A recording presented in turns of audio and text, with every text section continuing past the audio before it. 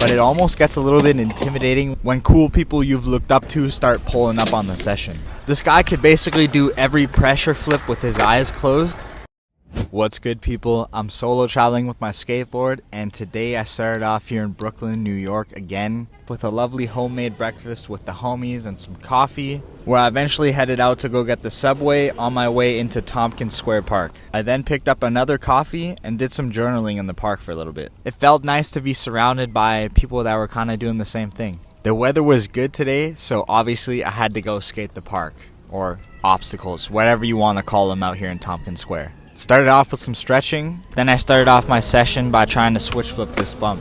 Don't get me wrong, Tompkins is such a cool place to skate, but it almost gets a little bit intimidating when cool people you've looked up to start pulling up on the session. I did a couple tricks on this ledge here while people were playing basketball nearby, so needless to say, I can't really control if anybody gets in front of the shot, so it is what it is. There's also this infamous bump to bar at the park that I was really intimidated by, but some of the locals were just flying over it like it was nothing, so I wanted to challenge myself to at least try and ollie it.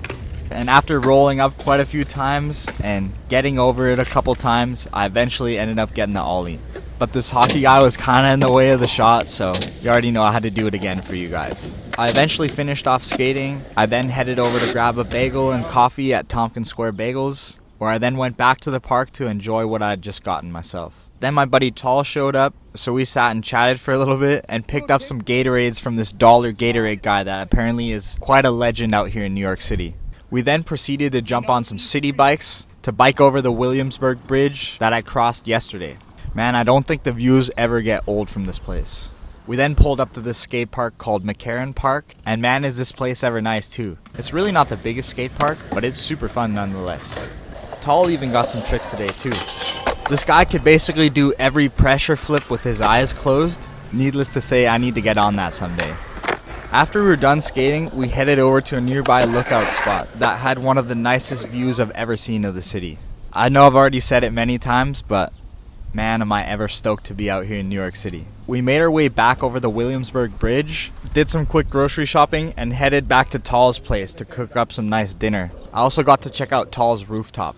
This might honestly top the view from earlier. It honestly feels surreal to just be up here on a private rooftop like that. Shout out Tall.